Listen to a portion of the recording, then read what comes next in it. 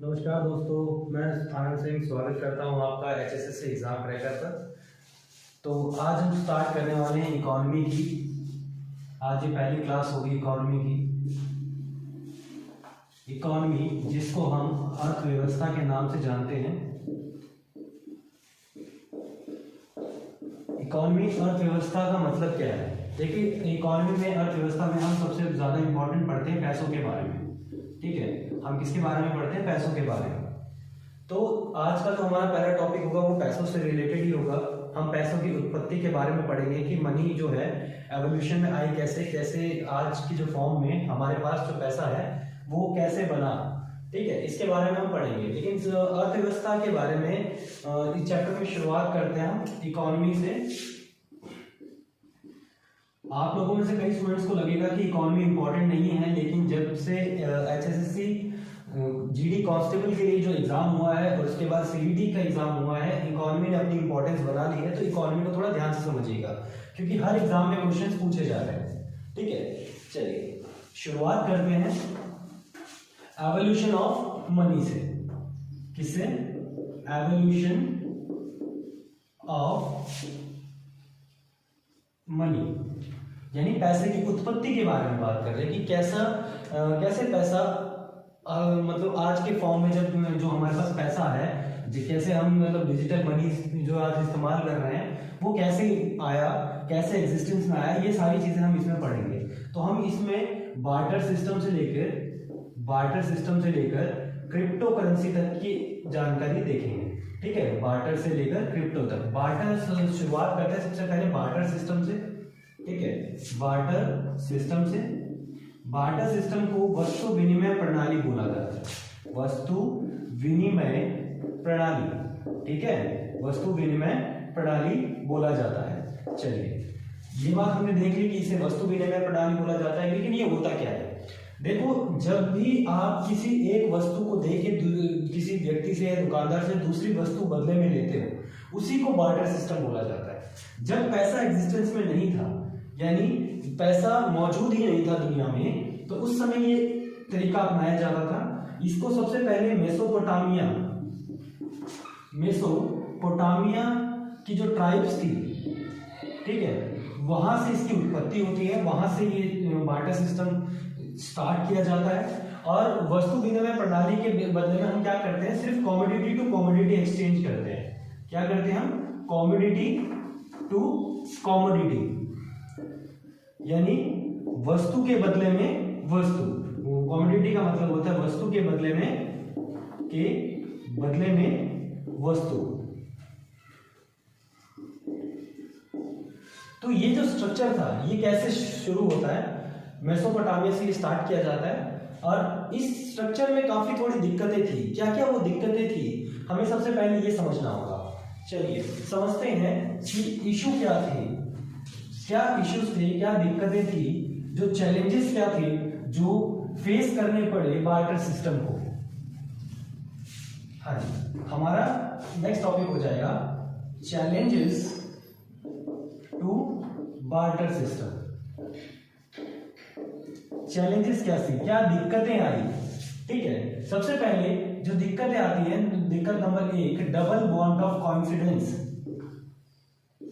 Double bonds of coincidence. ठीक है, double bonds of कॉइंसिडेंस।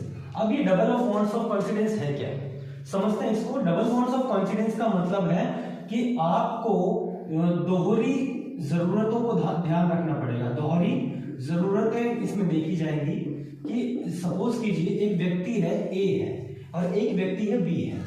इसके पास, A के पास गेहूं है, ठीक है, और B के पास चावल है।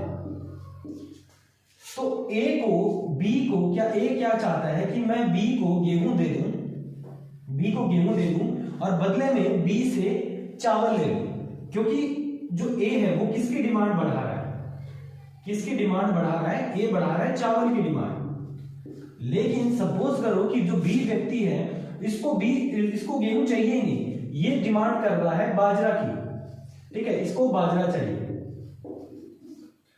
अगर बी जो व्यक्ति है उसको गेहूं ही नहीं चाहिए तो वो ए से जो ट्रेड करेगा ही नहीं, ए से जो व्यापार करेगा ही नहीं। ठीक है, यही होता है डबल बॉन्ड्स ऑफ कोइंसिडेंस। यानी हमें एक ऐसे व्यक्ति को ढूंढना पड़ेगा जो ए को एक ऐसे व्यक्ति को ढूंढना पड़ेगा जिसके पास चावल हो, नंबर 1। नंबर 2, उसको गेहूं चाहिए। क्या? गेहूं चाहिए। यानी उसको एक साथ दो डिमांड्स को फॉलो करना पड़ेगा। इसी को डबल बॉन्ड्स ऑफ कोइंसिडेंस कहा जाता है। ठीक है, चलिए दूसरे स्ट्रक्चर को समझते हैं।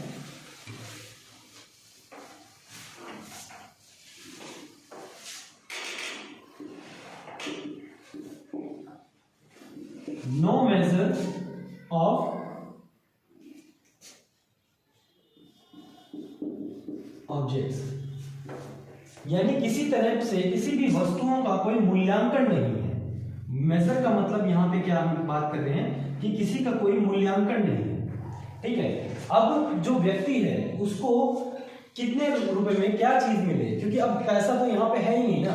तो अब बात कर रहे हैं, जैसे मान लो मेरे पास 1 किलो गेहूं है, 1 किलो गेहूं है और सामने वाले के पास एक घोड़ा है।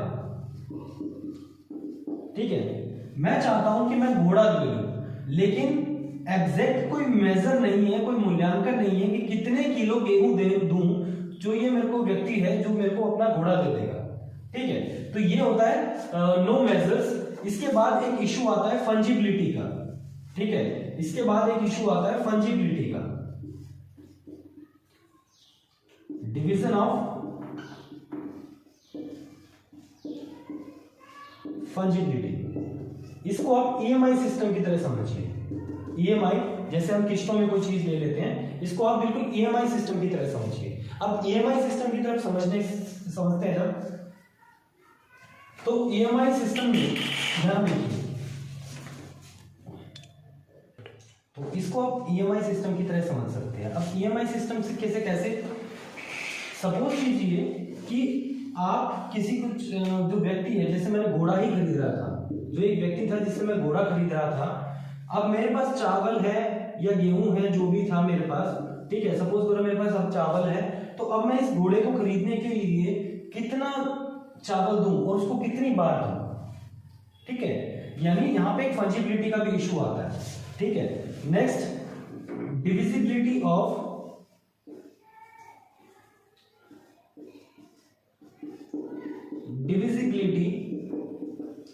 Of goods. अब क्योंकि मैं ईएमआई सिस्टम में भी नहीं कर सकता, फंजिबिलिटी का भी इशू है, कोई मेजर नहीं है, डबल बॉन्ड ऑफ कोइंसिडेंस है, तो डिविजिबिलिटी ऑफ गुड्स का भी एक एग्जांपल मैं घोड़े से ही लेता हूं जिससे आपको चीजें बेटर समझ में आए। ठीक है, अब मैं घोड़े की बात कर रहा हूँ, हॉर्स की बात कर रहा हूँ। ठीक है, अब ये घोड़े का मान लो कि मैं वापिस उसको चावल देने जाता हूँ, लेकिन मेरे पास चावल है सिर्फ 10 किलो। अब जो व्यक्ति है वो मान लो कि घोड़े के लिए 10 किलो चावल लेने के लिए मान जाता है, लेकिन वो कहता है कि मेरे घोड़े की वैल्यू 10 किलो चावल से ज्यादा है। तो मैं कभी भी ये नहीं चाहूंगा कि मेरा जो घोड़ा है मैं उसकी या तो कोई टांग तोड़ के दे दूं, या उसकी पूंछ आपको दे दूं, या उसका सर आपको दे दूं, जिससे कि मतलब घोड़े की भी वैल्यू खत्म हो जाती है और चावल की तो वैल्यू है ही नहीं उसके सामने। तो कुल मिला के जो गुड्स है उसका कोई डिविजिबिलिटी नहीं होती। ठीक है, एक आइटम्स, इसके अलावा एक और दिक्कत हम काउंट कर सकते हैं इसके अंदर, perishable items. Perishable items can not be stored. यानी अब बात कर रहे हैं ऐसे वस्तुओं की, देखो उस समय कोई कोल्ड स्टोरेज की सुविधाएं नहीं थी, तो जो खाने वाली वस्तुएं हैं, ऐसी वस्तुएं जिनको खाया जा सकता है, वो पेरिशेबल आइटम्स कहलाती है। ठीक है, क्योंकि वो बहुत जल्दी खराब हो जाती है। जो बहुत जल्दी चीजें खराब हो जाती है उन्हें हम पेरिशेबल आइटम्स कहते हैं। और ऐसी वस्तुएं जिनको जब लंबे समय तक स्टोर नहीं कर सकते, तो वो उनका खराब होने का डर होता है, जिसकी वजह से उनकी वैल्यू क्या हो जाती है, डिक्रीज हो जाती है। तो ये सारे इश्यूज हमने देखे कि बार्टर सिस्टम के साथ ये इश्यूज थे। क्या इश्यूज सारे यही थे? क्या कोई फायदा नहीं था? हाँ जी, कुछ ना कुछ तो फायदा भी होगा। तो कुछ ना कुछ फायदा होगा। तो वो फायदा क्या था? वो फायदा था कि कोई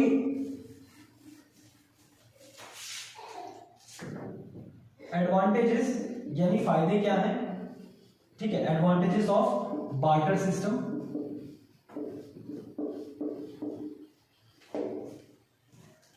नंबर 1 एडवांटेजेस की अगर बात करें तो किसी तरह का कोई एक्सचेंज रेट का सिस्टम नहीं है, नो एक्सचेंज रेट, ठीक है, नो एक्सचेंज रेट सिस्टम, किसी तरह का कोई एक्सचेंज रेट नहीं है। कोई मान लो विदेश से भी आता है तो आपको सामान के बदले सामान ले जा सकता है, किसी तरह का कोई एक्सचेंज रेट नहीं है। जैसे आज अगर कोई अमेरिका से कोई व्यक्ति आता है, ठीक है, उसको डॉलर को सबसे पहले इंडिया में आने के बाद रुपीज में चेंज कराना पड़ता है, लेकिन ऐसा पहले कोई इशू नहीं था, ठीक है। दूसरी अगर बात करें तो सिंपलेस्ट फॉर्म थी ये, सिंपलेस्ट इन नेचर, ठीक है, सिंपलेस्ट इन नेचर, नेचर के हिसाब से बिल्कुल सिंपल था ये, कोई दिक्कतें नहीं है, बस सामान लिया सामान दिया, बस इतना ही था, ठीक है। तो इसी देखो यहाँ पे हमने क्या नोट किया कि देखो अगर हम इसकी एडवांटेजेस सोचने की कोशिश करें तो हो सकता है आप 1-2 एडवांटेजेस इसकी और काउंट कर लो, लेकिन यहाँ पे हमने देखा क्या कि इश्यूज तो बहुत ज्यादा है, इश्यूज क्या है, बहुत ज्यादा है, दिक्कतें बहुत ज्यादा है, लेकिन उसके जो फायदे हैं, ठीक है, उसके जो फायदे हैं वो बहुत कम है, फायदे कम है। तो हमें एक बार्टर सिस्टम को छोड़ के हमने शिफ्ट किया और हम करेंसी को इंट्रोड्यूस किया। हमने क्या किया, करेंसी को इंट्रोड्यूस किया, और सबसे पहले जो हमने पैसा इंट्रोड्यूस किया करेंसी के तौर पे वो थी मेटालिक मनी, मेटालिक मनी, हाँ जी। मेटालिक मनी में हमने 3 तरह की कॉइन यूज किए, ज्यादातर गोल्ड के, सिल्वर के और कॉपर के, गोल्ड, सिल्वर और कॉपर। इसके अलावा और भी यूज किए, लेकिन ये 3 मेजर थे, ठीक है, गोल्ड, सिल्वर और कॉपर।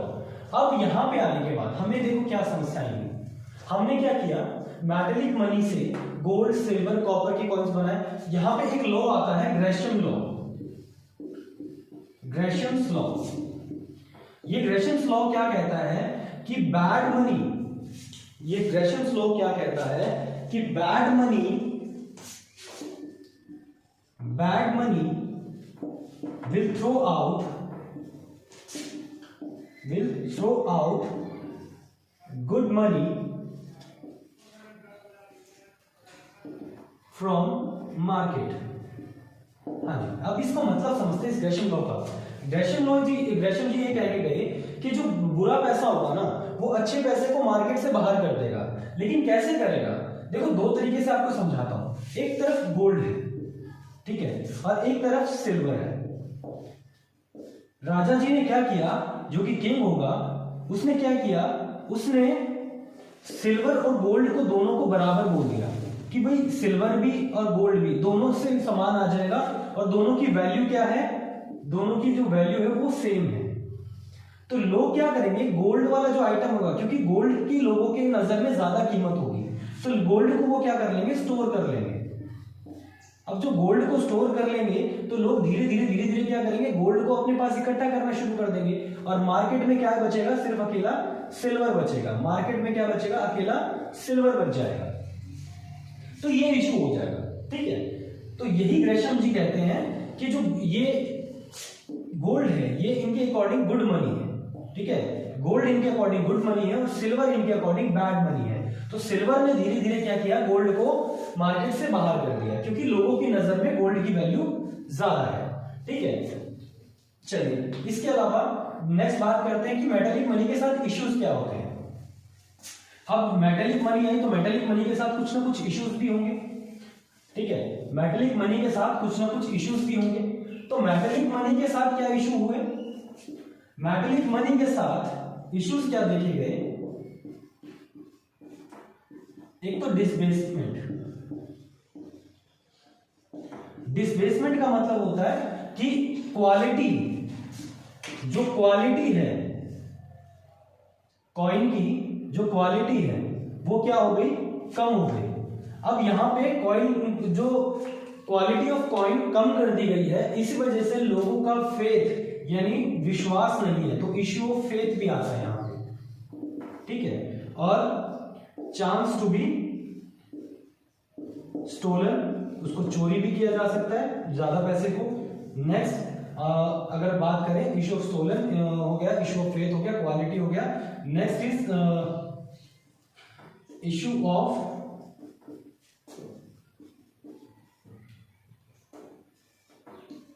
एक्सचेंज।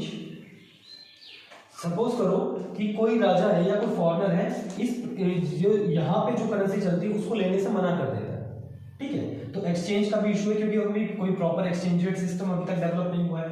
तो ये सारे इश्यूज हमने देखे मेटेलिक मनी के साथ, ठीक है। तो धीरे धीरे हमने क्या किया, हम मेटेलिक मनी से शिफ्ट हो जाते हैं पेपर मनी की तरफ। हमने क्या किया, इसको छोड़ के हम शिफ्ट हो जाते हैं पेपर मनी की तरफ। तो नेक्स्ट हमारे पास आएगा पेपर मनी, ठीक है, नेक्स्ट हमारे पास आएगा पेपर मनी। पेपर मनी जो पैसा आज हमारे पास है।